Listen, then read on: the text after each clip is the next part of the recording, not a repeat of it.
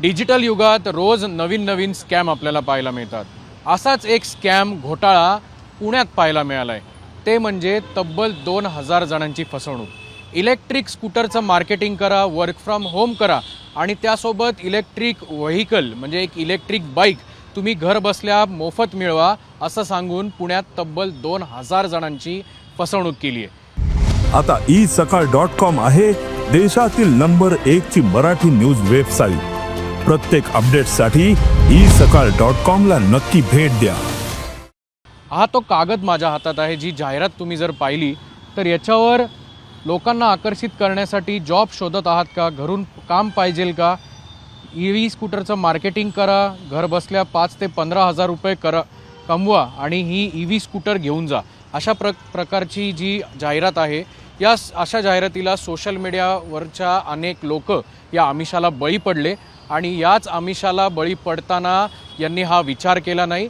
या दुसऱ्या बाजूला याच खरं तर एका कंपनीच्या 2 जणांनी थेट या सगळ्या म्हणजे तब्बल राज्य असेल किंवा राज्याच्या बाहेर असलेल्या एकूण 2000 जणांच्या व्यक्तींच्या नावाने बाईक लोन काढलं. ही सगळी लोक माझ्यासोबत आता आहेत. आपण त्यांच्याकडनं जाणून घेऊयात. बेसिक अगदी इंट्रोडक्शन सांग की हा स्कॅम नेमका काय. हा स्कॅम या प्रकारे त्यांनी जवळपास 2000 लोकांना यामध्ये फसवलेलं आहे. ज्यामध्ये त्यांनी एक आश्वासन दिलं होतं की आम्ही तुम्हाला रोजगार देऊ किंवा तुम्हाला एक वर्क फ्रॉम होमची एक नोकरीची संधी देऊ.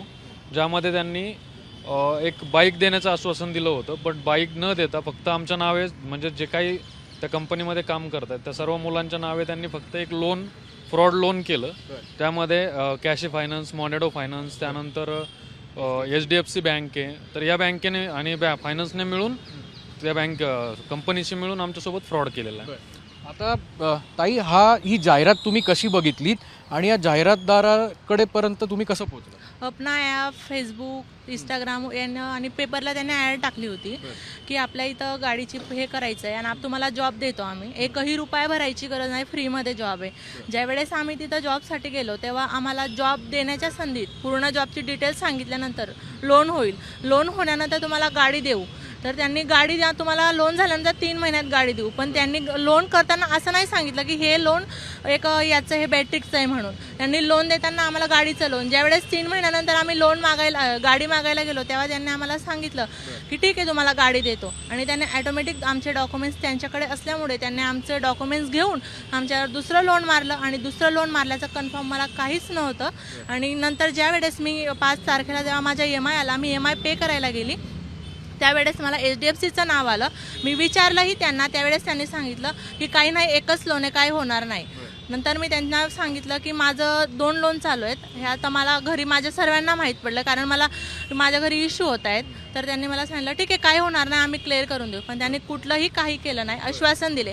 परत त्यांना आम्ही कॉलवर बोलतो तेव्हा ते कॉलवरच सांगतात तुमच्याकडनं जे होईल ते करा, आम्ही चौकी वगैरे सर्व मॅनेज करतो आणि तुला काय करा. आणि त्यांनी शिवीगाळ पण दिली आहे. त्याच्यासाठी मी 21 फेब्रुवारीला कात्रज पोलीस चौकीत त्यांची नोंद दिली आहे. अजूनपर्यंत त्यांच्यावर कुठलाही प्रकारचा काहीच दाखल झालेला नाही आहे, त्यांना अटक झालेले नाही. आपण बघू शकतो की घर बसल्या तुम्ही पैसे कमवा, EV स्कूटरचं मार्केटिंग करा आणि त्यानंतर ही EV स्कूटर पण तुम्हाला मिळेल.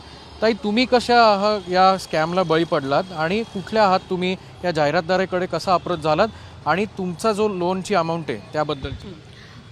मी रुपाली कोंडगेकर, मी मुंबईहून आहे आणि याची ॲड आम्ही फेसबुकला बघितली होती.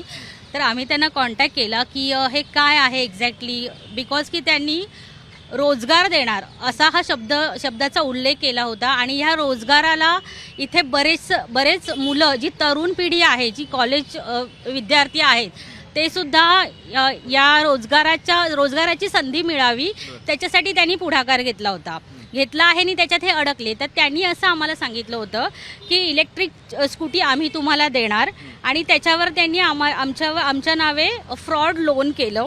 म्हणजे लोन होताना हे नाही सांगितलं का हे सगळं प्रकरण आहे. आम्हाला काही दिवसानंतर ही गोष्ट जेव्हा लक्षात आली तेव्हा आम्ही त्यांचा फॉलोअप घेतला की तुम्ही एकतर आम्हाला गाडी तरी द्या किंवा रोजगार म्हणजे काय रोजगार आहे ते तरी द्या. तर त्यांनी आम्हाला प्रत्येक वेळेला उडवाउडीची उत्तरं दिली, आमची टाळाटाळ केली सगळ्याच याच्याने. त्यानंतर आम्हाला फायनान्सकडून पण प्रेशर करण्यात आलं EMIसाठी, तर एकदा मी जाणून बुजूनच त्यांचा जो EMI होता तो मी होल्डवर टाकला की फायनान्सकडे माझा काहीतरी कॉन्टॅक्ट व्हावा. ठरल्याप्रमाणे फायनान्सवाल्यांचा मला कॉल आला की मॅडम तुमचा EMI आहे 2 दिवसामध्ये.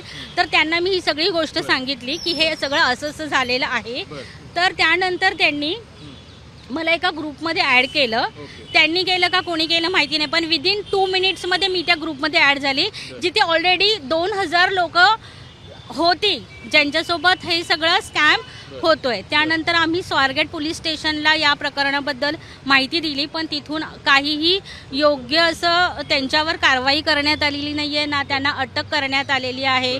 त्यानंतरही आमच्यावर ते प्रेशर येतं आहे EMIचं अँड ऑल. तर याच्यात बरेच जण अडकलेले आहेत. तर आम्हाला लवकरात लवकर या विषयावर न्याय मिळावा ही विनंती आहे. तुम्ही ई-बाईक ही स्वतः बघितली होतीत का? म्हणजे जाहिरात, आपण कुठल्याही जाहिरात जेव्हा बघतो तेव्हा कुठेतरी खात्री करतो. या जाहिरातीची तुम्ही खात्री केली होतीत का की खरंच ती ई-बाईक आहे का? तुम्हाला ते देणार आहेत का? याचे ओनर कोण आहेत? यांचं ऑफिस कोण आहे? याबाबत तुम्ही काय माहिती घेतली होती? आम्ही ऑफिसमध्ये जाऊनच चौकशी केली होती. तेव्हा मला गाडी पण दाखवण्यात आली होती की ही गाडी तुम्हाला मिळणार आहे. मग मिळणार आहे म्हणून मग आम्ही ती लोनला प्रोसेस केली. तर लोन झाली आणि तिथं आम्हाला बाहेर त्या गाडीबरोबर आम्हाला फोटो पण काढायला लावला की ही गाडी आम्हाला मिळाली आहे म्हणून.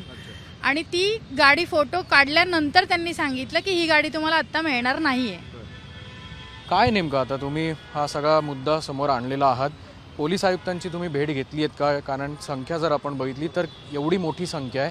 किती जण पुण्यातले आहेत, पुण्याच्या बाहेरचे आहेत, आणि आज पोलिसांनी तुम्हाला काय आश्वासन दिलं? साहेब, याच्यात धाराशिव असेल, धुळे, जळगाव, नंदुरबार, वर्धा, वाशिम, संभाजीनगर, मुंबई, अहिल्यानगर इथली सर्व लोक याच्यात सम्मिलित आहेत. आणि सर्वात महत्त्वाचा विषय असा आहे की जी फायनान्स जे मिळालेलं आहे तर ती गाडी एक्झिस्ट करतच नाही, आणि त्या गाड्यांवर ह्या लोकांनी लोन दिलेलं आहे. त्यात HDFC सारखी बँक असेल, मोनेटो फायनान्स असेल किंवा कॅशिफाय यांनी, आणि हा खूप मोठा व्यवहार आहे. त्यानंतर आम्ही ज्यावेळेस स्वारगेट पोलीस स्टेशनला गेलो, तक्रार दिली वगैरे, परंतु तिथे जे एक सरप्रायझिंगली असं आहे, सर्व इतकी मोठी संख्या असताना FIR मध्ये उल्लेख जो केला तो फक्त केला आहे 5,56,000चा. आता इतकी लोकं असताना उल्लेख 5,56,000 का हा सर्वात मोठा प्रश्न आहे. आणि त्यानंतर परत ह्याच्यावर काहीच कारवाई झालेली नाही. आणि आता हा जो मुद्दा आहे हा विषय आता ट्रान्सफर केला आहे EOWकडे. आता पोलीस आयुक्तांनी आज आम्हाला सकारात्मकपणे याच्यावर हे केलेलं आहे की आम्ही याच्यावर नक्कीच कारवाई करू, आणि त्यांनी खाली EOWकडे हा विषय जो आहे पुढे ट्रान्सफर केलेला आहे. परत उद्या 10:30 वाजता आम्हाला इथं बोलण्यात आलेलं आहे CP ऑफिसला. वाटतं परत याच्यातनं काही सॉल्व्ह होईल? आणि बेसिक अपेक्षा काय आहेत? आता बेसिक अपेक्षा हीच आहे सर. जसं आता युवक काँग्रेस अध्यक्ष महाराष्ट्र राज्य अक्षय जैन सर हे भेटले होते, यांनी खूप चांगल्या प्रकारे सपोर्ट केला. आता जेवढे काही मुलं आहेत सगळ्यांची अपेक्षा आहे यामधून की सगळ्यांना NOC मिळावं, महत्त्वाचं म्हणजे. कारण सगळ्यात महत्त्वाचा मुद्दा हा आहे की हा सगळा तरुण वर्ग आहे आणि सर्वांचं सिबिल खराब होतं यामध्ये. त्यामुळे भविष्यात यांचं लोन असेल किंवा बाकी काही गोष्टी असतील, त्यामुळे कोणी लिगली पण जाण्याचा प्रयत्न करत नाही आहे. का तर त्याचं करिअर पण खराब होतं आहे, प्लस लोन तर ऑलरेडी म्हणजे सिबिल तर ऑलरेडी खराब झालेलंच आहे. तर या सर्वातून NOC जर लवकरात लवकर मिळाली तर जो काही पुढे लॉस होणार आहे तो कव्हर होईल, किंवा कुठंतरी त्यांना भविष्यात काहीतरी वेगळी गोष्ट त्यांच्या आयुष्यात पुढे जाण्याची संधी मिळेल. आणि सरांनी पण चांगल्या प्रकारे सहकार्य केलं. आपण बघू शकतो ही FIR माझ्या हातातली आहे. याच्यावर आपण जर अमाऊंट बघितली तर तुम्ही अमाऊंट बघा, 5,56,000ची ही अमाऊंट आहे. वास्तविक पाहता 1,500 ते 2,000 हे सगळे एकंदरीत सगळे लोक आहेत ज्यांच्या विरोधात ही खरं तर फसवणूक झाली आहे. अमाऊंट किती क्षुल्लक टाकली आहे FIR मध्ये हा एक प्रश्न आहेच. मात्र आता दुसऱ्या बाजूला या सगळ्या ग्रुपमध्ये कोणी नोकरदार आहे, तर कोणी कॉलेजचे विद्यार्थी आहेत, तर कोणी गृहिणी आहेत. पोलीस आयुक्त अमितेश कुमारांपर्यंत ही फाईल पोचलेली आहे. त्यांनी याबाबत आश्वासनसुद्धा दिलं आहे. मात्र 2,000 जणांची झालेली फसवणूक आणि आता या सगळ्यांचा खराब झालेला सिबिल स्कोर, याच्यातनं हे सगळे लोक बाहेर कसे येणार आणि यांची जी अमाऊंट, लोनची अमाऊंट आहे ही परत मिळणार का, हे येणारा काळच ठरवेल. कॅमेरामन सुमित भोसलेसह अक्षय बडवे, साम TV न्यूज, पुणे. देश विदेशातील प्रत्येक घडामोडींचे लाईव्ह अपडेट मिळवण्यासाठी आता साम टीव्हीच्या सर्व सोशल मीडिया प्लॅटफॉर्मला लाईक, फॉलो आणि सबस्क्राईब करा. तसंच सर्व नोटिफिकेशनसाठी बेल आयकॉन प्रेस करायला विसरू नका.